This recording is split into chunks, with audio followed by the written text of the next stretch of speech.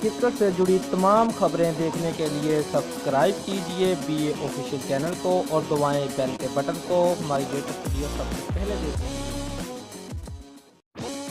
National T20 tournament टीमों के कप्तानों के नामों का ऐलान कर दिया गया है। स्पॉट फिक्सिंग केस के मरकजी किरदार सलमान बट के सर पर भी क़यादत का हमा बैठा है। तफसीलात के मुताबिक चैंपियन ट्रॉफी जीतने वाली कौमी टीम अक्टूबर तक कोई इंटरनेशनल सीरीज नहीं खेलेगी, जिसका फ़ायदा उठाते हुए पाकिस्तान क्रिकेट बोर्ड ने नेशनल T20 टूर्नामेंट करवाने का फैसला किया है। इजरा के मुताबिक टूर्नामेंट को 2 हिस्सों में तकसीम किया गया है, जिसका पहला हिस्सा 25 से 31 अगस्त तक मुल्तान और दूसरा हिस्सा 4 से 10 सितंबर तक फैसलाबाद में खेला जाएगा। इवेंट में 8 टीमें शिरकत करेंगी, जिनके कप्तानों के नाम सामने आ गए हैं। कराची वाइट्स की कप्तानी सरफराज अहमद के सुपुर्द की गई है, जबकि फैसलाबाद की क़यादत मुसबल हक करेंगे।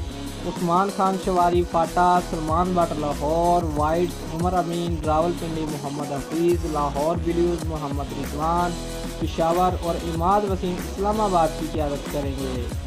जबकि साबिक टेस्ट कप्तान जवेद मियांदाद ने नजम सेठी को सख्त तनकीद का निशाना बनाते हुए कहा है कि उन्होंने PSL पर फिक्सिंग का दाग लगाया और खुद बोर्ड के चेयरमैन बन गए। कराची में मीडिया से गुफ्तगू करते हुए अपने दौर के मारूफ बैट्समैन और PCB के साबिक DG जवेद मियांदाद ने कहा कि नजम सेठी मैच फिक्सिंग के हवाले से तमाम शवाहिद मौजूद होने के एतराफ़ कर चुके हैं, जबकि फिक्सिंग स्कैंडल में मुलव्वस खिलाड़ी ताहाल सिर्फ तहकीकात से ही गुजर रहे हैं।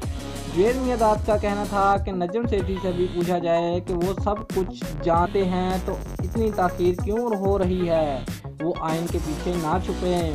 साबिक क्रिकेट बोर्ड में नुमाइंदगी के लिए आइन में तरमीम की जाए। उन्होंने तजवीज़ पेश की कि बोर्ड के तमाम रेंजर्स का सरबराह साबिक क्रिकेट का होना चाहिए। अगर हाथ पैर बांध कर मुझे PCB में कोई ओहदा दिया गया तो हरगिज़ कबूल नहीं करूँगा।